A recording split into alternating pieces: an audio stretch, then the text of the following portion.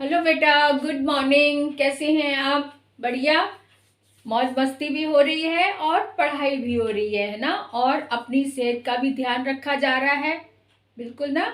तो सेहत का ध्यान रखना सबसे ज़्यादा ज़रूरी है, क्योंकि अगर हम स्वस्थ रहेंगे तभी तो प्रोग्रेस कर पाएंगे ना।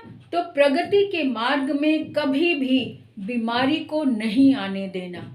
ठीक है। तो ये एक छोटी सी बात हमेशा याद रखोगे तो आप कभी बीमार भी नहीं पड़ेंगे और कभी पीछे भी नहीं रहेंगे।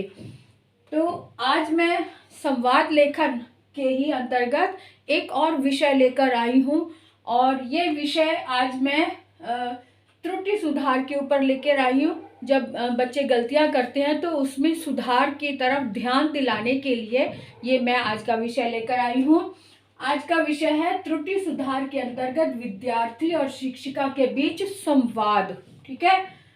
यहाँ पर विद्यार्थी का नाम काल्पनिक है, गर्व दिया है। और शिक्षिका बच्चे से कह रही है, बेटा गर्व, आप अपने विषय में कुछ लिखो। मैं देखना चाहती हूँ कि भाषा पर आपकी कितनी पकड़ है। पकड़ मतलब स्ट्रेंथ, आपके ग्रिप कितनी है। और गर्व कहता है, गर्व लिखता है अपने बारे में, मेरा नाम गर्व है, मैं 8वीं कक्षा में पढ़ता हूँ।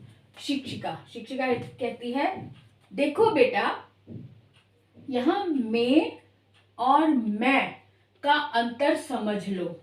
जब आपको दोनों का अंतर समझ में आएगा तब आप उच्चारण में और लिखने में सुधार कर पाएंगे। गर्व, वह कैसे मैम?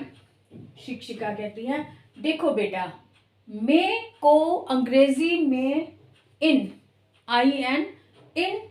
और मैं को अंग्रेजी में आई कहते हैं। गर्व, जी मैम, अब मैं मिस्टेक नहीं करूँगा। शिक्षिका कहती है, एक और गलती की तरफ आपका ध्यान दिलाना चाहती हूँ। गर्व, एक और गलती? वह क्या मैम? शिक्षिका, आपने लिखा था कक्षा में पढ़ता हूँ, यहाँ पढ़ता शब्द गलत है। अब देखो, गिर पढ़ता है और कक्षा में पढ़ता है। र और ढ़ में अंतर समझने की बात है। इतनी बात आपको समझ में आ गई होगी ना। आप 2 लाइन और लिखेंगे गर्व के, अब आगे गर्व लिखेगा। गर्व कहेगा, ओके मैम, र और ढ़ में अंतर की बात मैं समझ गया हूँ। गिर पढ़ता में र की साउंड कुछ और आती है और पढ़ता, कक्षा में पढ़ता की में ढ़ की साउंड कुछ और आती है। मैं यह अंतर समझ गया हूँ, अब मैं गलती नहीं करूँगा। ये 2 लाइन और लिखकर आप इसे फिनिशिंग लाइन दे सकते हैं, इसे समाप्ति कर सकते हैं। तो आपको ये बात भी समझ में आ गई, मिस्टेक की तरफ भी आपका ध्यान चला गया। और सच में बच्चे इस तरह की गलतियां करते भी हैं। मैं और मैं में अंतर नहीं समझते, जैसे की और की में अंतर नहीं समझते। तो ये छोटी छोटी सी गलतियों पर अगर आप ग्रिप बना लें तो आपकी भाषा पर पकड़ हो जाएगी। जब भाषा पर पकड़ हो जाए तो कोई भी विषय, चाहे निबंध लिख लो, कहानी लिख लो, कथा लिख लो, कुछ भी लिख लो, आप बड़े आराम से लिख सकते हैं, है ना। तो आप भी ध्यान रखें, आप भी अगर इस तरह की गलती करते हैं अपने भाषा में लिखते समय, मैं और मैं का ध्यान नहीं रखते और रा और ढ़ा का ध्यान नहीं रखते, तो आप आज इसे ध्यान से सुने, समझें और अपनी गलती पर काबू करें, उसमें सुधार जरूर करें बेटा।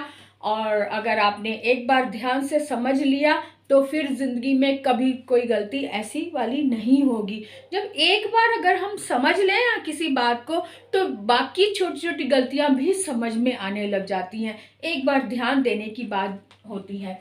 तो अब आप ये बात भी समझ गए, एक और संवाद लेखन भी हो गया, आपको लिखना भी आ गया, स्क्रिप्ट लिखनी आ गई, अपनी बात समझानी आ गई। तो अब आप और कई विषय लो और अपनी प्रैक्टिस के लिए कुछ ना कुछ विषय अपनी घर में बड़ी बहन है या बड़ा भाई है या मम्मी है या पापा से कहो कि आपको कोई ऐसा टॉपिक दें जिस पर आप लिख कर प्रैक्टिस करें। तो इस तरह से आप प्रैक्टिस अपनी जारी रख सकते हैं। तो आज का संवाद लेखन का विषय आज मैं समाप्त करती हूँ। तो अगले वीडियो तक के लिए हम फिर से वेट करेंगे, इंतज़ार करेंगे। तब तक के लिए बाय बाय।